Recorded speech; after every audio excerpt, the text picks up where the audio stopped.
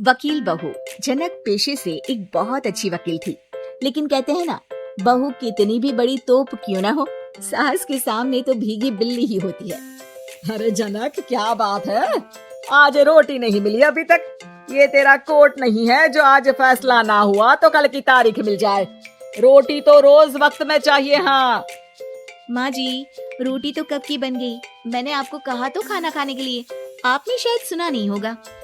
ओहो, जज नहीं हूँ मैं तेरे कोर्ट की, सास हूँ सास। कोई दलील फालतू की मत देना यहाँ। बहुत जानती हूँ मैं इन वकीलों को, अपनी बात ऊपर रखने के लिए झूठ बोलने में जरा भी नहीं सोचते। तभी वहाँ जनक के ससुर आ जाते हैं। अरे भाग्यवान, क्यों बेचारी के काम को कोसती रहती है हमेशा। मैं भी तो था वहाँ जब ये आई थी तुझे रोटी खाने को बुलाने के लिए। सास को तो अब गुस्सा आ जाता है कि कैसे किसी ने बहू की साइड ले ली। अरे वाह जी वाह, वो तो मैं जानती थी कि कोई ना कोई गवाह तो ये पेश कर ही देगी, पर मैं तो अब सीधा खाना खाकर सोने जाऊंगी। मुझे आदत नहीं है किसी से बहसा बहसी करने की। पता नहीं कैसे ये वकील इतना दिमाग लगाकर खुद तो झूठ बोलती है, साथ में झूठे गवाह भी आते हैं। जनक को सास के ताने सुनने की अब आदत सी पड़ जाती है। एक दिन जनक वकील की ड्रेस पर काला कोट पहनकर कोर्ट के लिए निकल ही रही होती है कि अरे कहाँ चली काला कौवा बनकर?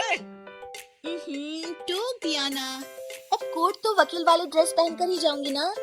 वाह भाई वाह, दामिनी तो मैंने भी देखी है।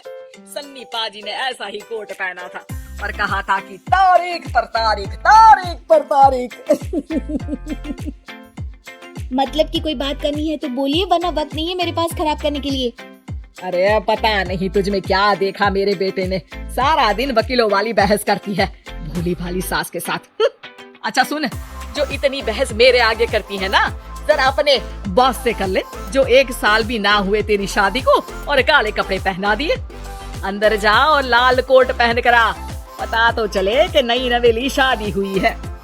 अरे माँ जी, कोर्ट में मेरा बॉस क्या करेगा, ये तो पूरे देश की ड्रेस है वकीलों के लिए। लेकिन सास न ठहरी सास।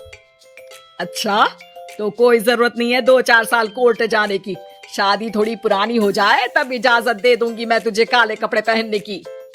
अब क्या था, मन मारकर जनक को लाल रंग का कोट पहनकर कोर्ट जाना पड़ता है। उसकी जाने के बाद आहा, बढ़िया, ये पूरे देश की ड्रेस की बात करने वाली। अरे पहना दिया ना लाल कोट। अब सास आए दिन या तो जनक को उसके काम का ताना देती या फिर उसका काम छुड़वा देने की धमकी। तंग आकर एक दिन जनक पति से कहती है, मैं सोच रही हूँ कि कोर्ट जाना बंद ही कर दूं। अरे क्यों यार, इतना अच्छा करियर है, क्यों छोड़ने की सोच रही हो? अरे लाल रंग का कोट पहनकर जाना पड़ता है। हर बात पर सास ताना देती है कि वकील तेज होते हैं, सवाल जवाब करते हैं, झूठी दलीलें देते हैं। अरे तो ठीक है ना, वो जो कहती है अपनी समझ से कहती है, लेकिन तुमको तो पता है ना कि सच्चाई क्या है। जनक को पति की बात से हौसला मिलता है कि तभी घर पर कुछ लोग आ जाते हैं। अरे आइए पंच साहब, कैसे आना हुआ? अरे भाई साहब, सुना है कि आपकी बहू वकील है। तभी वहाँ सास आ जाती है। हाँ है तो, लेकिन क्या हुआ, फिर कहीं बहस कराई क्या? अरे हम तो खुद दुखी है उसके व्यवहार से। अरे भाभी जी, आपको तो पूरा मोहल्ला जानता है कि आप कितना बोलती है। फिर हम यहाँ बहू रानी की कोई शिकायत नहीं, बल्कि अपनी परेशानी लेकर आए हैं। ससुर जी खुश हो जाते हैं। हाँ, मैं भी बहू को बुलाता हूँ। जनक वहाँ आती है, सबको नमस्ते करके बैठ जाती है। बहू रानी, हमारे गांव में बड़ी मुसीबत आ गई है। अब तो पूरे गांव की जिम्मेदारी मानो तुम्हारे कंधों पर है। अरे ना ना, इससे तो घर की जिम्मेदारी पूरी नहीं होती, ये गांव की जिम्मेदारी क्या लेगी? भाभी जी आप चुप हो जाओ, यहाँ पढ़े लिखे लोगों की बात हो रही है। आप जाओ, जरा रसोई से सबके लिए चाय लेकर आओ।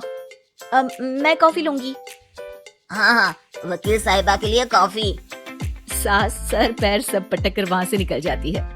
बहू, गांव में पानी नहीं आ रहा है, पड़ोसी राज्य ने हमारा पानी रोक रखा है। इसका मामला तो बड़े कोर्ट में चलेगा पंच जी, लेकिन ऐसा क्यों? वो राज्य हम लोगों से पानी के पैसे मांग रहा है। अब आधे गांव में पानी की सप्लाई खत्म हो गई है बहू रानी। अच्छा पंच साहब, बात गांव की है तो मैं जरूर केस लड़ूंगी। यहाँ एक बार फिर सास की एंट्री हो जाती है।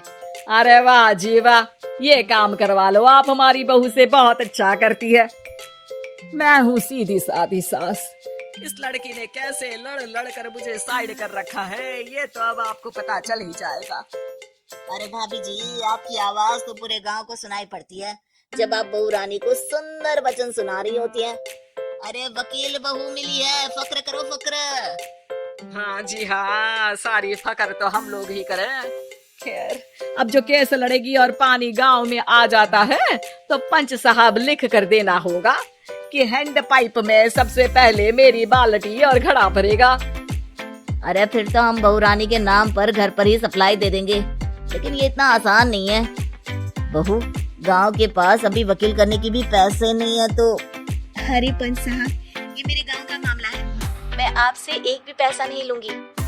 सास को बहू की बात पर गुस्सा आ जाता है, लेकिन सबके जाने के बाद झनक मन लगाकर गांव की परेशानियों को दूर करने में लग जाती है और वो दिन भी आता है कि झनक केस जीत जाती है। अरे आज तो प्लम्बर आकर घर तक पाइप लगा गया है।